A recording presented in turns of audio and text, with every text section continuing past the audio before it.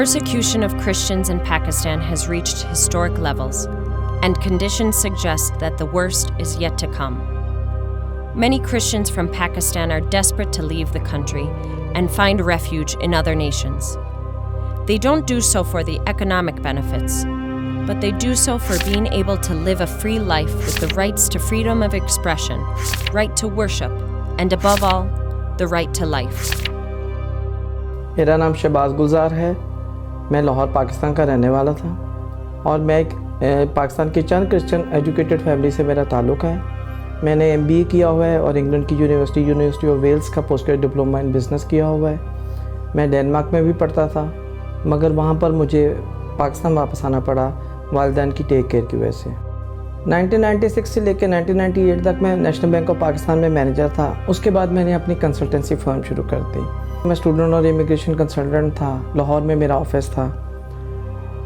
मैं बहुत अच्छा बिज़नेस कर रहा था, मगर जब से 2009 में ये पहला वाक़या गोजरा में हुआ, जब सिर्फ एक बंदे की एलिगेशन पर मुसलमानों ने, पूरे ग्रुप ने 38 घरों को जला दिया, उसके बाद से हमारे मुल्क में काफ़ी अनरेस्ट हुई और मुसलमान ये मौका ढूंढते थे कि कोई ना कोई इल्ज़ाम लगा कर क्रिश्चियन को हरासा किया जाए। पाकिस्तान में क्रिश्चियनों के साथ बहुत नाइंसाफ़ी है, ख़ास तौर पर जब जनरल ज़ियाउल हक ने तौहीन रसालत का कानून मुतारफ़ किया पाकिस्तान में। अब वहाँ पर हर मुसलमान को, क्रिश्चियंस को परेशान करने के लिए ये कानून ईज़िली वो लगा देते हैं। ये कानून दरअसल क्या है?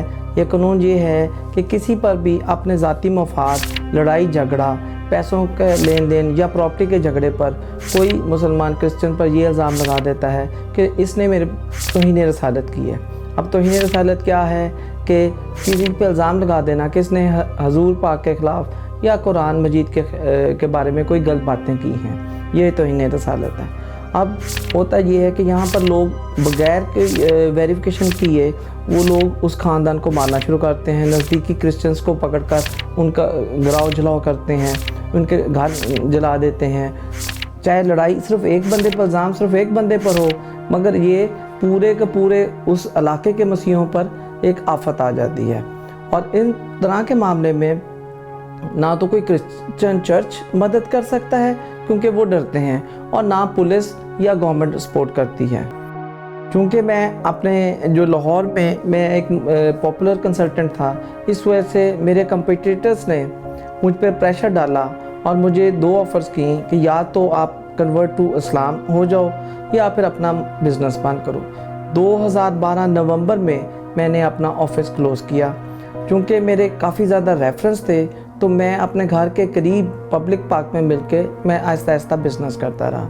मगर जब उन्होंने फिर दोबारा मुझे जून के एंड में जब उन्होंने मुझे ढूंढ लिया कि ये बंदा फिर कर रहा है, तो उन्होंने कहा कि अब हम आपको नहीं छोड़ेंगे। इस वजह से मुझे पाकिस्तान छोड़ना पड़ा। दूसरी वजह ये थी कि एक डॉक्टर सबीउद्दीन एक साहब हैं, उन्होंने मेरी लिथुआनिया में कंपनी खोली थी और मेरा माहिदा था कि अगर ये केस में ज़रा सी भी कोई ख़राबी हुई तो वो पैसे वापस करेंगे। शुरू में उसने मुझे डिले करता गया, बाद में उसने मुझे इनडायरेक्टली थ्रेट की कि अगर तुमने मुझसे पैसे वापस मांगे तो मैं आसानी से तुम पे तौहीन रसालत का इल्ज़ाम लगा दूँगा। मैंने चीफ़ मिनिस्टर को कहा, मैंने चीफ़ जस्टिस सुप्रीम कोर्ट और chief justice Lahore high court को दरख्वास्त की, मुझे कोई उसकी तरफ से सुनवाई नहीं हुई, बल्कि उल्टा मुझ पर प्रेशर किया गया। मैंने उसके बाद फिर मुझ पर 2 बार हमले भी हुए हरासा करने के लिए, और मैं 2 बार मैं मुख्तलिफ़ शहरों में भी गया क्योंकि लाहौर में मेरे लिए रहना थोड़ा सा प्रॉब्लम था। मैं 2 बार दूसरे शहरों में जाके मैंने 4-4 हफ़्ते 3-3 हफ़्ते पनाह ली, मगर जब मेरे से बर्दाश्त से बाहर हो गया तो फिर मुझे पाकिस्तान छोड़ना पड़ा। पाकिस्तान में जब मुझ पर 2 बार हमला हुआ और मुझे थ्रेट्स मिल रही थी, तो मैंने डिफरेंट चर्चेस का दरवाज़ा खटखटाया और मैंने कहा कि मुझे पनाह चाहिए। आपको एक बात बताता जाऊं कि पाकिस्तान में चर्चेस थोड़ी बहुत सपोर्ट कर सकते हैं, मगर वो मुसलमानों का यलगार का मुकाबला नहीं कर सकते। तो मुझे हर चर्च ने यही कहा कि किसी न किसी तरीके से आप मुल्क से बाहर जाएंगे तो आप और आपका ख़ानदान महफूज रहेगा। मैं 10 जुलाई 2013 को विज़िट वीज़े पर मलेशिया में आया।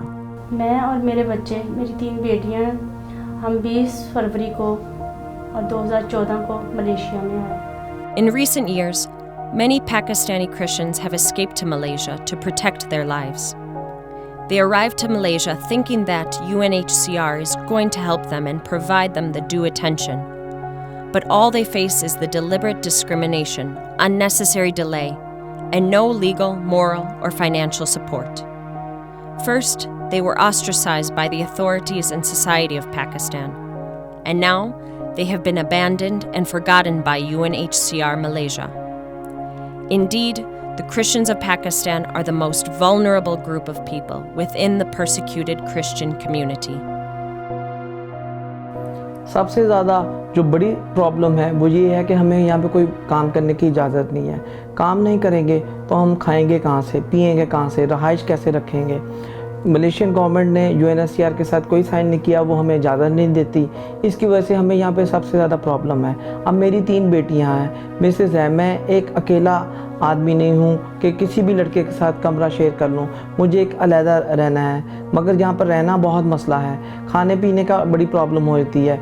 हम पाकिस्तानी क्रिश्चियंस भी अपना मुल्क जो छोड़ कर आए हैं कुछ वजूहात की वजह से। अगर दुनिया नज़र डाले तो पाकिस्तान पे क्रिश्चियनों पर बम धमाके होते हैं, उनको ज़िंदा जलाया जाता है, उन पर तरह तरह के इल्ज़ाम लगाए जाते हैं। अगर आप पिछले 5-6 सालों से रिकॉर्ड अपने अखबारों का, न्यूज़पेपर्स का और न्यूज़ चैनल्स का देखेंगे तो आपको सैकड़ों केसेस नज़र आएंगे। 2 Timothy verse 12 of chapter 3 states, "Indeed, all those who desire to live a godly life in Christ Jesus will be persecuted." Same is the case with Christians in Pakistan.